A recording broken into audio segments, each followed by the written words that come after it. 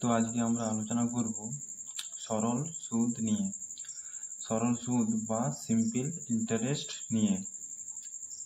তো সরল সুদের অঙ্ক করতে গেলে আমরাকে এই মোট সুদ, আসল, সুদের হার, টাইম এগুলো সম্বন্ধে আমাকে একটু ক্লিয়ার কাট ধারণা জানতে হবে। তো মোট সুদকে আমরা আয় দিয়ে প্রকাশ করি বা আয় দিয়ে লিখি। প্রিন্সিপাল বা সাম এটাকে আমরা আসল, প্রিন্সিপাল বা সামকে বাংলাতে আসল বলে, এটাকে পি দিয়ে লিখি। তারপরে রেট অফ ইন্টারেস্ট, এখানে পার্সেন্ট দিয়ে আছে। পার্সেন্টটা 5% হতে পারে, 10% হতে পারে, 20% হতে পারে বা 80%ও হতে পারে। এটাকে রেট অফ ইন্টারেস্ট বলে, এটাকে বাংলাতে সুদের হার বলে। তো এটাকে ছোট হাতের আর দিয়ে প্রকাশ করা হয় এবং যদি 5% হয় 5%টাকেই বলা হচ্ছে রেট অফ ইন্টারেস্ট, যদি 10% হয় 10%টাকেই বলা হচ্ছে রেট অফ ইন্টারেস্ট।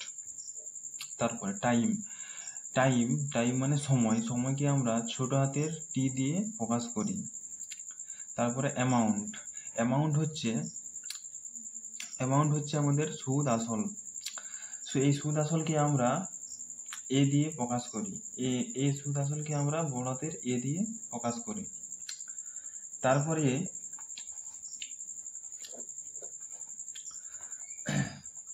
তারপরে আমাদের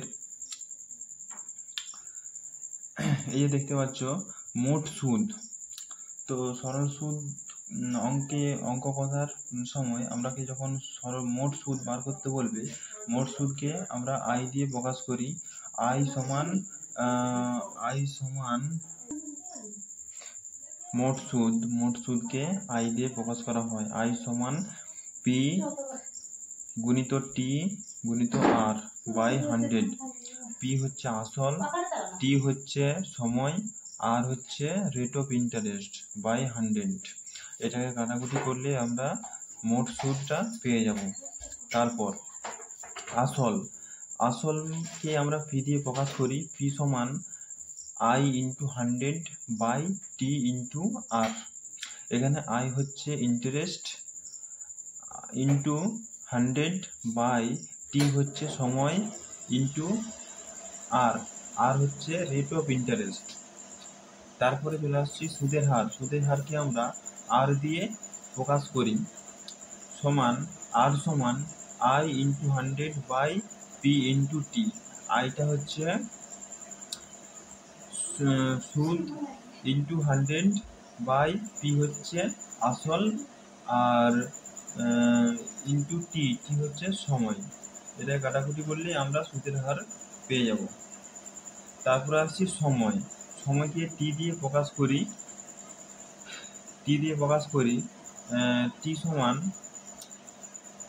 সমান I into 100 by P into T. এখানে আই হচ্ছে ইন্টারেস্ট ইন্টু 100 বাই পি হচ্ছে আসল ইন্টু টি হচ্ছে সময়।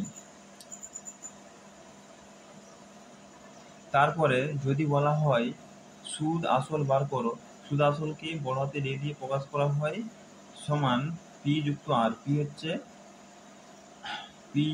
হচ্ছে আসল এবং আই, এটা আই হবে, এটা আইও লিখতে পারি আরও লিখতে পারি। ইন্টারেস্টকে আইও দিয়েও প্রকাশ করা যায়, আর দিয়েও প্রকাশ করা যায়। ঠিক আছে, আমি আই লিখছি। সুদ আসল এ সমান পি যুক্ত আই। পি হচ্ছে আসল, আই হচ্ছে ইন্টারেস্ট, সমান পি যুক্ত পি গুণিত টি গুণিত আর বাই 100। এটা আমরা কাটাকুটি করে যোগ করলেই আমরা সুদ আসল পেয়ে যাব। তো আমরা প্রথমেই এই মোট সুদ আই, এটা কিভাবে বার করব সেটা আমরা একটা অঙ্কের সাহায্যে সেটা আমরা জেনে নেব। চলো তাহলে আমরা অঙ্কটা নিচে করি। তো আমরা এই অঙ্কটা সুদ বার করব। বার্ষিক 6% সরল সুদে 400 টাকার 5 বছরের সুদ কত হবে? এই অঙ্কটার আমরা সুদ বার করবো। সুদ বার করানোর সূত্রটা তোমাদের মনে আছে তো?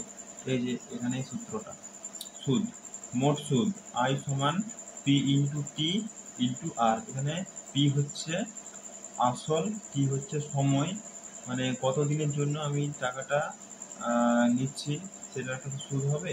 তাই সুদ বার করানোর সূত্র হচ্ছে এটা, P into T into R by 100। তো এই সূত্রটা অনুযায়ী আমরা এই অঙ্কটা সলভ করব।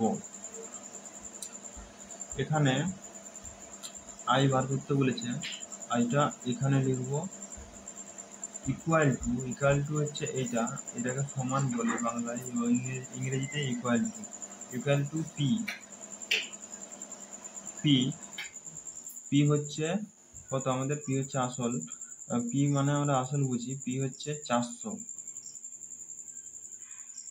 এখানে ইন্টু দিচ্ছি পিটি, টি হচ্ছে সময়, টি সময় কত আছে এখানে 5 বছর, 5 বছর ইন্টু আর, আমরা বলেছিলাম রেট অফ ইন্টারেস্ট ছোট হাতের আর, আর হচ্ছে এই যে 6%, রেট অফ ইন্টারেস্ট 6, বাই দিয়ে 100 দিয়ে নিচে 100 লিখবো।